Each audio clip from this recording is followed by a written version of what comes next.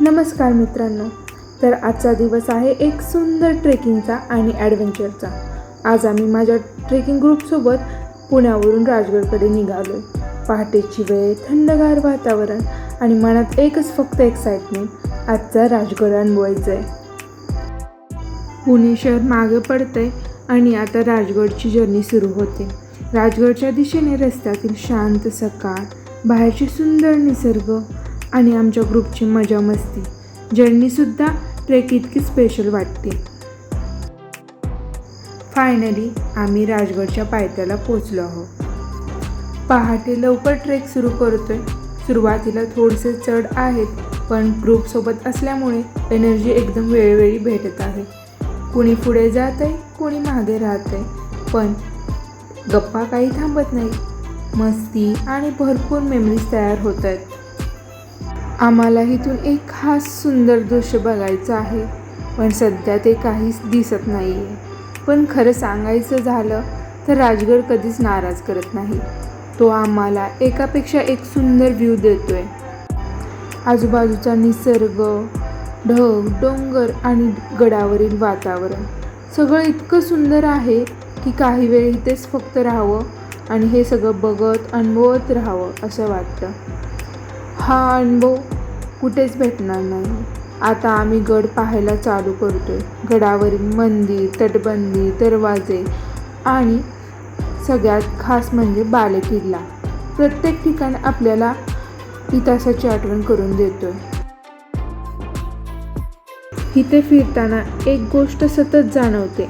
आपण फक्त किल्ल्यावरती ट्रेक करत नाहीये, तर आपल्या राजांच्या इतिहासाच्या पाऊल खुणावरती चालतोय.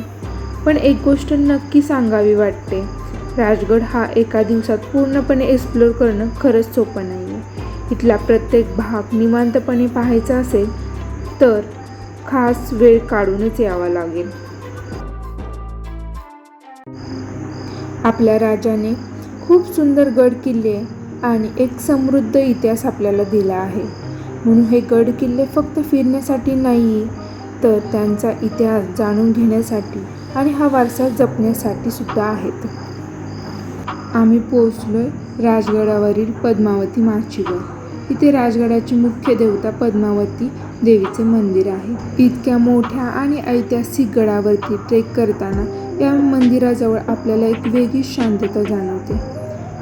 राजगडाच्या इतिहासात पद्मावती माचीला खूप महत्त्व आहे. याच परिसरात पद्मावती तलाव आणि जुन्या राजवाड्याचे अवशेष पाहायला भेटतात.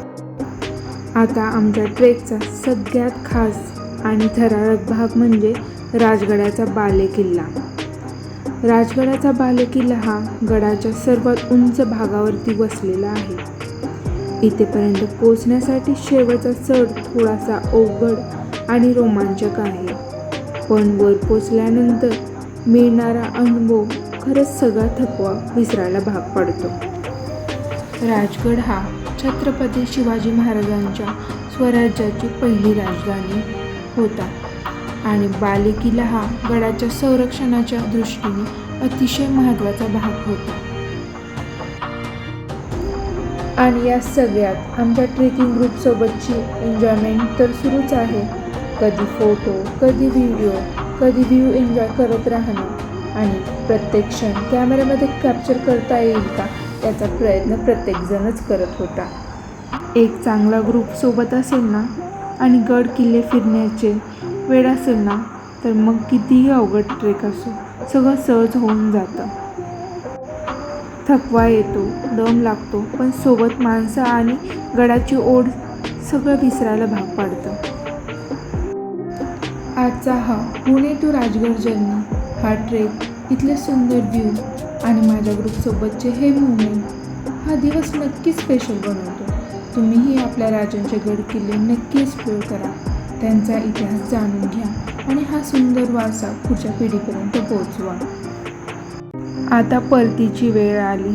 गड सोडून तर अजिबात जाऊ वाटत नाही, पण जावं तर लागेल. राजगडचा निरोप घेऊन आम्ही आमच्या परतीच्या दिशेने निघालो. सगळे खूप दमले होते, पण राजगडाच्या खूप साऱ्या मेमरीज सोबत होत्या. आणि अशाच नवनवीन ट्रेकिंग, ट्रॅव्हलिंग आणि ॲडव्हेंचर ब्लॉगसाठी चॅनलला सबस्क्राईब करा, लाईक करा, फॉलो करा आणि शेअर करायला विसरू नका. तोपर्यंत थँक्यू. प्रवास करत राहा, आनंदी राहा.